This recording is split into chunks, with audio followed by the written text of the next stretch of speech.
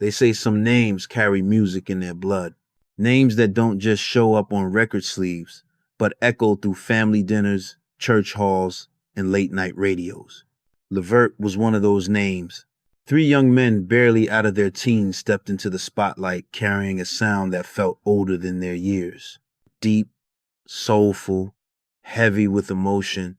At a time when R&B was shifting, they sounded like they came from another era, an era of slow burns and quiet storms. But behind the smooth harmonies and chart-topping hits was a pressure few ever saw. A pressure that doesn't fade when the crowd goes home. A pressure that follows you into silence. One brother would be found lifeless in his own bed. Another would die behind bars, confused, terrified, and unheard. Two lives gone before 40. Two endings no one imagined when the music first began. This is not just a story about fame. It's a story about expectation, about legacy, about what happens when success arrives faster than peace, and it leaves one question hanging in the air. If you gave everything to your art, your family, and the people around you, who was left to take care of you? Cleveland, Ohio was not a place most people associated with glamour, but inside one house, the one everyone called the big house music lived and breathed. Gerald LeVert grew up surrounded by sound, not the kind you chase, but the kind that surrounds you before you even understand what it is. In the basement of their home, instruments lined the walls, drums, keyboards, guitars. This was not a hobby room. It was a training ground. Their father expected discipline, not shortcuts. Being born into a famous family did not come with free passes.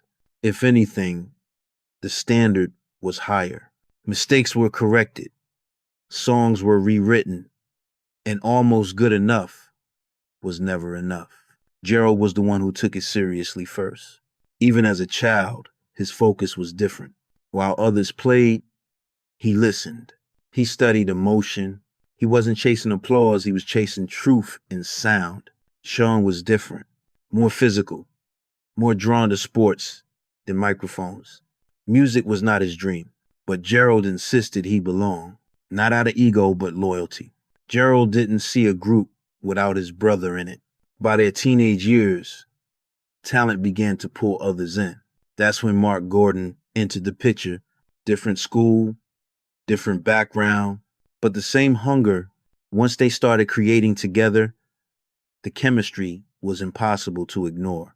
They were young, too young for clubs, too young for industry rooms, but they kept going. Talent shows, small events, any stage that would let them stand on it. They recorded songs on basic equipment, chasing something they couldn't yet name. When they finally played their demos for their father, the response wasn't praise. It was pressure. Go back, rewrite, try again. If the music wasn't strong enough to stand on its own, it wouldn't go anywhere. Connections or not. Doors didn't open easily. Industry friends said they sounded too much like the past. Too close to an older generation. Too soulful for where music was headed. So they built their own door. An independent label. A decision that said, if no one believes yet, we will. This wasn't overnight success. It was repetition, long nights, and a belief that their sound mattered even if the world hadn't caught up yet. And slowly, quietly, the foundation was set. Success didn't arrive quietly. Once it came fast. The turning point happened when the group finally stepped onto a national stage. A performance seen by millions shifted everything. Suddenly, the name LeVert was no longer local. It was circulating in industry rooms where decisions were made. A major label deal followed. With it came resources, promotion, and expectations. The group was streamlined, reshaped into a tighter unit built for longevity. It wasn't just about music anymore. It was about survival at the top. Then the hits started landing. Records climbed the charts not because they chased trends, but because they sounded honest. Their music carried weight, emotion you could feel before you fully understood it. And at the center of it all was Gerald's voice. Raw, controlled, and unmistakable.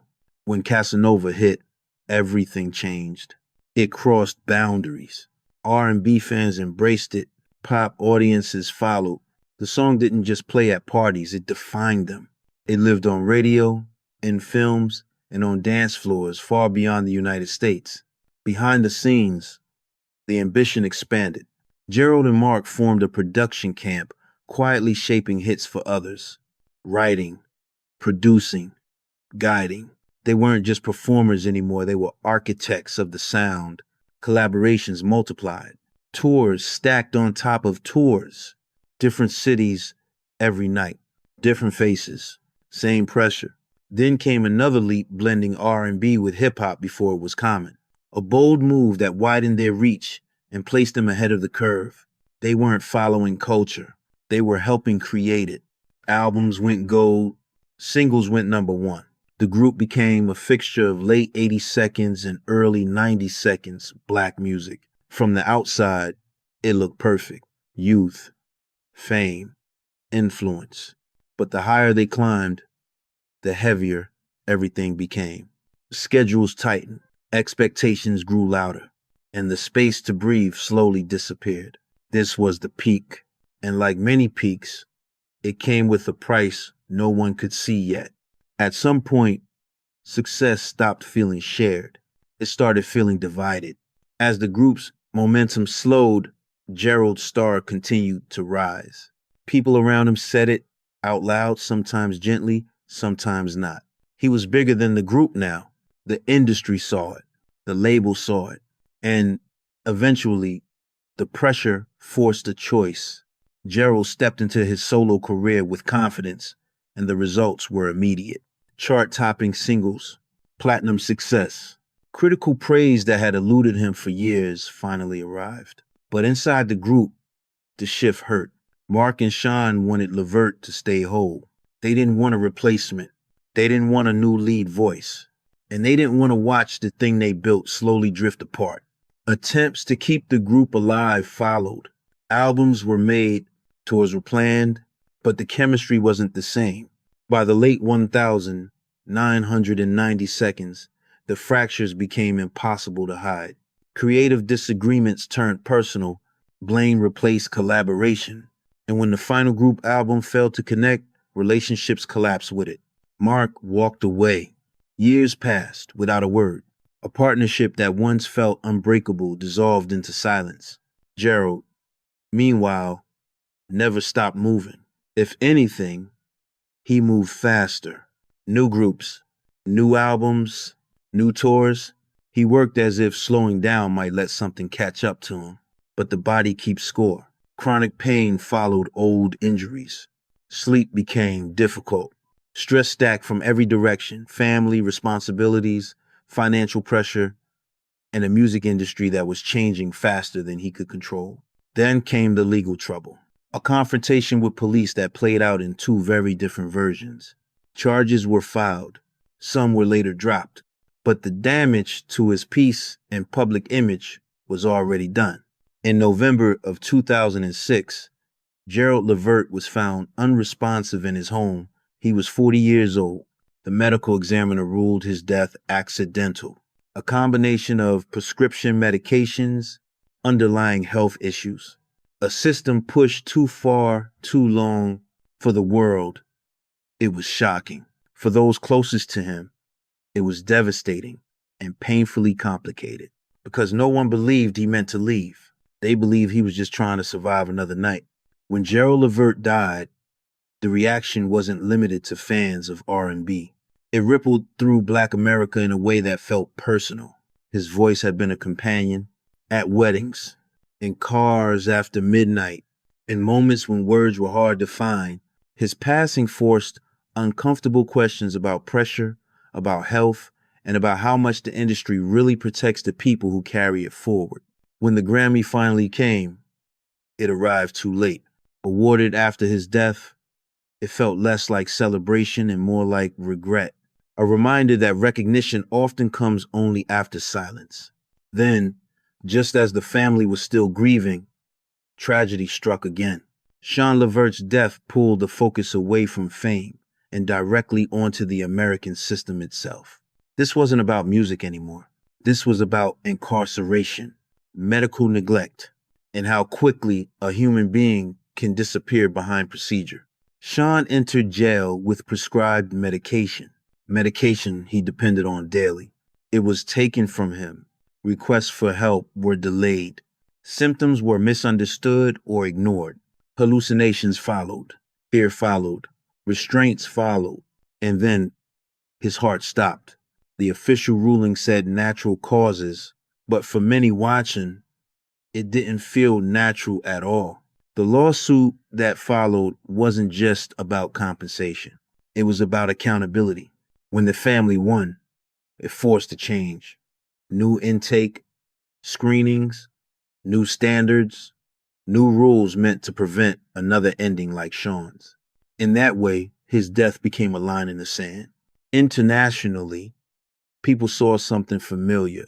A talented black family lifted high and then left vulnerable once the spotlight dimmed. In America, the story hit close to home because it wasn't rare. It was recognizable. And that recognition is what made the LeVert story impossible to forget. In less than 2 years, Eddie LeVert buried both of his sons. No parent is prepared for that, and no amount of faith or fame makes it easier. Gerald was 40. Sean was 39. 2 lives that should have had decades left ended while the music was still inside them. For Eddie, the loss never really closes. He has spoken openly about the call he didn't make, about the silence that followed, and about how music became the only place where grief could breathe. That honesty is part of the LeVert legacy too. Gerald left behind more than hits. He left songs that told the truth slowly, songs that didn't rush emotion, but let it sit. His writing lives on through other voices, other records, other moments people still turn to when life feels heavy. Sean left something different, but just as important. His death forced change. The lawsuit his family won didn't just acknowledge failure, it corrected it. New rules, new screenings, a law created so someone else wouldn't have to go through what he did. That is impact beyond charts. Mark Gordon continues to speak, to preserve, to remind people what LeVert meant and what it cost. Foundations were created. Warnings were issued about prescription drugs, stress, and silence among entertainers. And the music still plays at cookouts, at weddings, late at night when the house is quiet. LeVert is no longer a group standing under stage lights. It is a memory, a lesson, a sound that refuses to disappear. If this story made you think of a song that carried you through a hard time, share it below. If it reminded you of someone you lost too soon, say their name. And if you believe these stories deserve to be remembered, not rushed, not forgotten, consider staying with us. Some voices leave early, but their echoes stay